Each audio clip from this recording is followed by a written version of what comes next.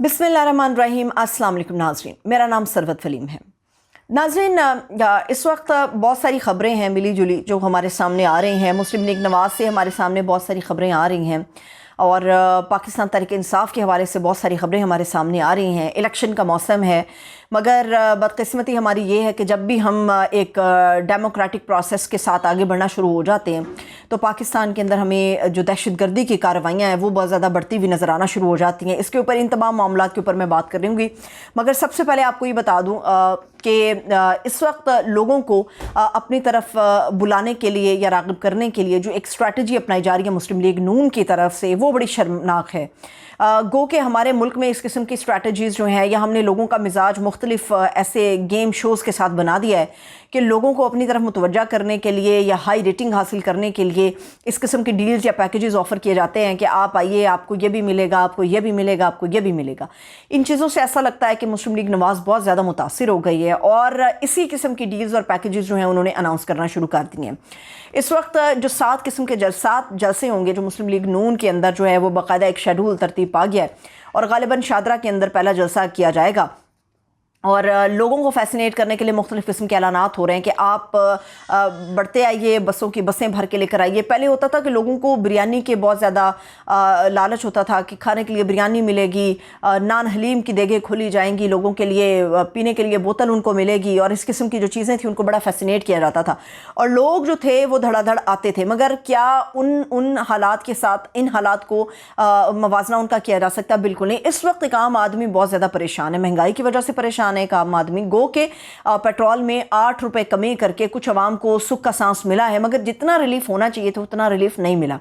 अब मुस्लिम लीग नून जो है वो क्योंकि अभी गैलप का एक सर्वे भी आ चुका है, फफन की रिपोर्ट्स भी आ चुकी है। जो गैलप का सर्वे कहता है, गैलप के सर्वे के अंदर ये बात बिल्कुल वाज़ेह तौर पे लिखी है कि मुस्लिम लीग नून का वोटर उतना ज़्यादा नहीं है जब उस दौर में हुआ करता था जब मियां नवाज शरीफ साहब वतन वापस यहाँ पे रहते थे। अब चूँकि उन्होंने वतन वापस आना है, लोगों को घेरा डालना है और लोगों को मुतवज्जा करना है अपनी इलेक्शन मुहिम की तरफ, लोगों को इस चीज़ के लिए कायल करना है कि आप अपना वोट बैंक जो है वो शेर के ऊपर मोहर लगा के साबित करें कि आप नून लीग से बहुत प्यार करने वाले हैं या आप पाकिस्तान से बहुत ज़्यादा प्यार करने वाले। जो नून लीग का एक एजेंडा चलता है कि जी वो पाकिस्तान से प्यार करने वाले मुहिब्बे वतन लोग हैं,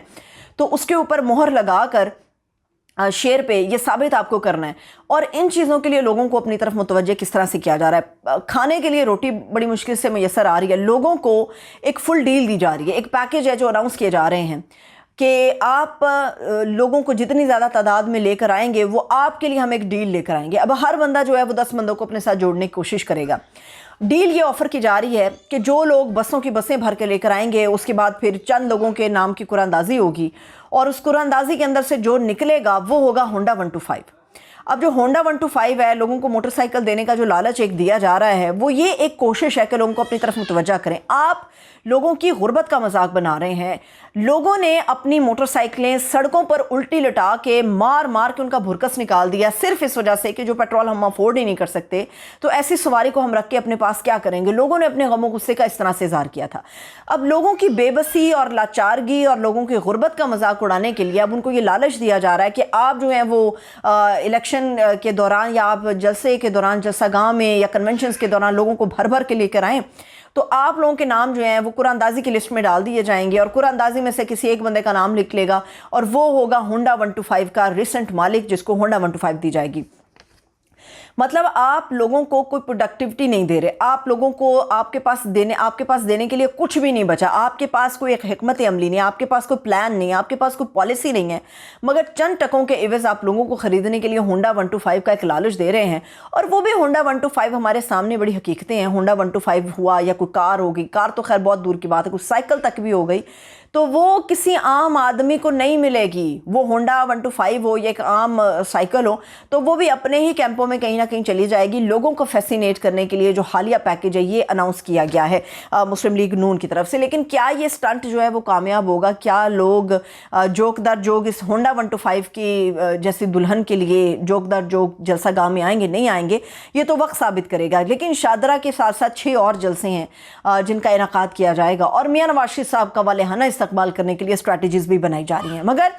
ये एक अहम चीज़ है जो मैं आप लोगों के साथ शेयर करने जा रही हूँ कि इस वक्त जो है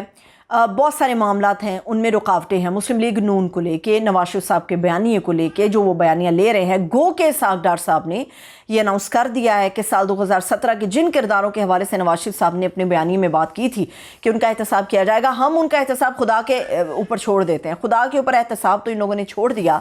मगर क्या चीज़ें या हालात 2017-2013 की नहज के मामलात के उसी के ऊपर ये, या उसी नहज के ऊपर ये मामलात हैं? ये ऐसा नहीं है। पाकिस्तान के अंदर हर चीज़ को लेके, एक आम आदमी की ज़िंदगी तक को लेके हालात यकसर मुख्तलिफ हो चुके हैं उन सालों से कि 4 साल से मियाँ नवाज शरीफ साहब जो इस वक्त लंदन में बैठे हुए हैं। मियाँ नवाज शरीफ साहब, सबसे आम बात, मियाँ नवाज शरीफ साहब वतन वापस क्यों आ रहे हैं? मियाँ नवाज शरीफ साहब वतन वापस इसलिए आ रहे हैं क्योंकि उनके दोनों साहबजादे जो हैं वो तो लंदन में बैठे हैं। उनका पाकिस्तान या पाकिस्तान की सियासत से कोई लेना देना नहीं है। उनको सिर्फ गर्ज इस बात की है कि उनके वालिद गिरामी कौन है, पाकिस्तान के अंदर कितना ज़्यादा उनका असर रसूख है, दैट्स ऑल। मियाँ नवाज शरीफ साहब को ये बात समझ आ गई है कि पाकिस्तान आने के लिए गो के वो शायद आएँ और 2-4 महीने के बाद फिर से उड़ान भर जाएँ, या इलेक्शन के बाद वो फिर से उड़ान भर जाएँ, जिसका कभी इम्कान मौजूद है। मियाँ नवाज शरीफ साहब वापस इसलिए आ रहे हैं क्योंकि ऑफिशियली हैंड ओवर करनी है पार्टी उनको, और ये जो पार्टी ऑफिशियली वो हैंड ओवर करेंगे, ये उन्होंने अपने भाई शहबाज शरीफ साहब या उनके बेटे हमज़ा के लिए नहीं छोड़नी। मियाँ नवाज शरीफ साहब ने वापस आके जो ऑफिशियली है ये पार्टी मरियम बीबी को हैंड ओवर कर देनी है, कि मरियम बीबी जाने, मुस्लिम लीग नवाज़ जाने, क्योंकि सारी ज़िंदगी का कसासा है जो मुस्लिम लीग नवाज़ की सूरत में नवाज शरीफ साहब ने बनाया है। ये इसमें सिर्फ मियाँ नवाज शरीफ साहब का पूरा रोल नहीं है, इसमें बहुत सारे ऐसे लोगों का रोल है जो कि अनदेखे हैं। इसमें शहबाज शरीफ साहब का बहुत ज़्यादा रोल है कि मुस्लिम लीग नवाज़ बनी है, और सबकी काविश इसमें शामिल है। मगर ये हैंड ओवर जो की जाएगी, इसकी चाबी दी जाएगी इस तिजोरी की, ये तिजोरी की चाबी मरियम बीबी के हवाले की जाएगी ऑफिशियली लिहाज से। इसीलिए नवाज शरीफ साहब जो हैं अब चाह तो नहीं रहे, इतने सख्त बयानी के बाद वो चाह नहीं रहे कि वो पाकिस्तान वापस आएँ, मगर वो मजबूरी में आ रहे हैं। और एक वीडियो के ज़रिए वो वहाँ से लंदन से बैठ के ये पार्टी ऑफिशियली मरियम बीबी के हैंड ओवर इसलिए नहीं कर सकते क्योंकि पार्टी के अंदर पहले ही धड़ेबंदी हो रही है। ऐसी सूरत में पूरा शहराजा बिखर जाएगा मुस्लिम लीग नून का, और जो उन्होंने मेहनत की है इस पार्टी को खड़ा करने में, वो सारी के सारी जो है वो उसके ऊपर पानी पड़ जाएगा। फिर आ जाते हैं इस बात के ऊपर कि इलेक्शन का मौसम है, चाहे हमें जानते बूझते ये कहना पड़ रहा है, और बावजूद इसके कि हम जानते हैं कि इलेक्शन कमीशन ऑफ पाकिस्तान ने इसकी कोई डेट नहीं दी। इसके ऊपर हमें काफ़ी ज़्यादा सवालात या काफ़ी ज़्यादा ऐसे बादल मंडलाते हुए नज़र आ रहे हैं जो शक्को शुबहात के बादल हैं। पाकिस्तान के अंदर जैसे ही इलेक्शन के हवाले से इलेक्शन कमीशन ऑफ पाकिस्तान ने अपना बिगल बजाया है, उसी तरह से पाकिस्तान के अंदर हमें जो टेररिज्म है, जो दहशतगर्दी है, वो बढ़ती हुई नज़र आ रही है। मियां वाली के चेक पोस्ट पे क्या हुआ, ईद मिलादुन्नबी सल्लल्लाहु अलैहि वसल्लम के मौके पर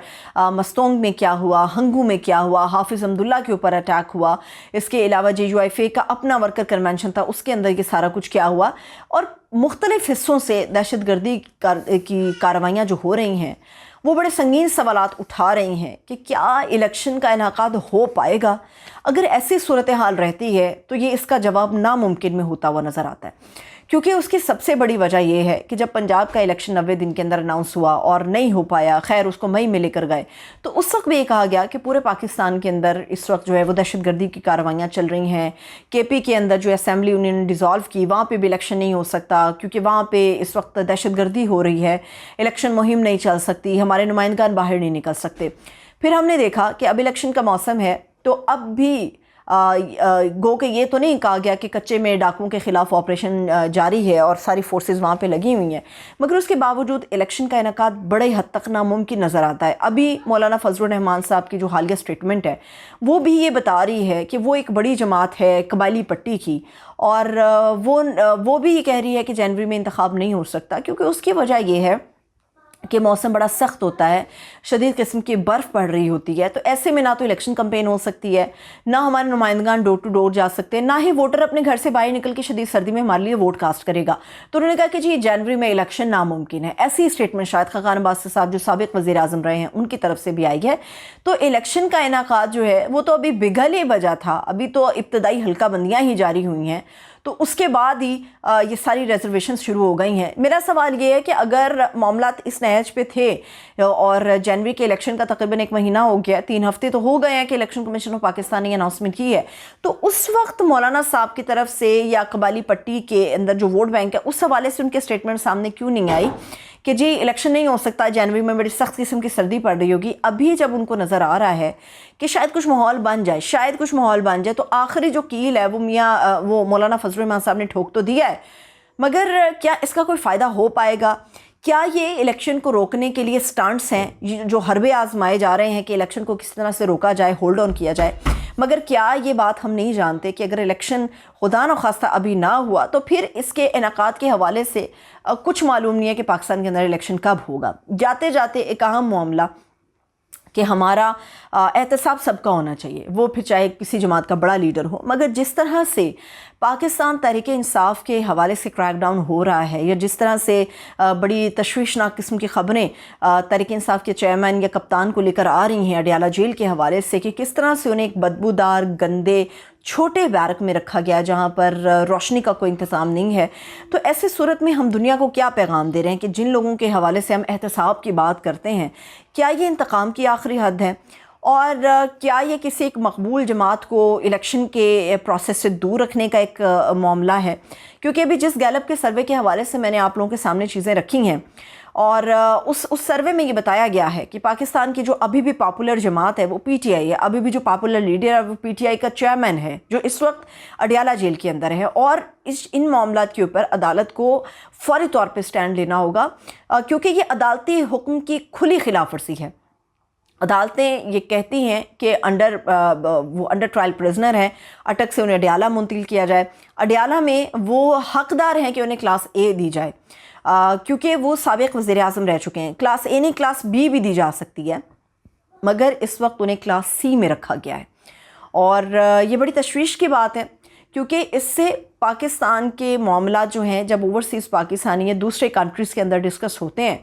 तो ये हमारे लिए शर्मिंदगी का मुकाम है कि हम पाकिस्तान के अंदर जिस सियासी एहतसाब की बात करते हैं उसको बेसिकली हम एक इंतकाम की हद तक लेकर जा रहे हैं, और जिस डेमोक्रेटिक प्रोसेस की हम बात करते हैं वो डेमोक्रेटिक प्रोसेस जो है वो भी एक ढकोसलेबाजी है। मुझे इजाज़त दें, अपना ख्याल रखिए, खुदा हाफिज़।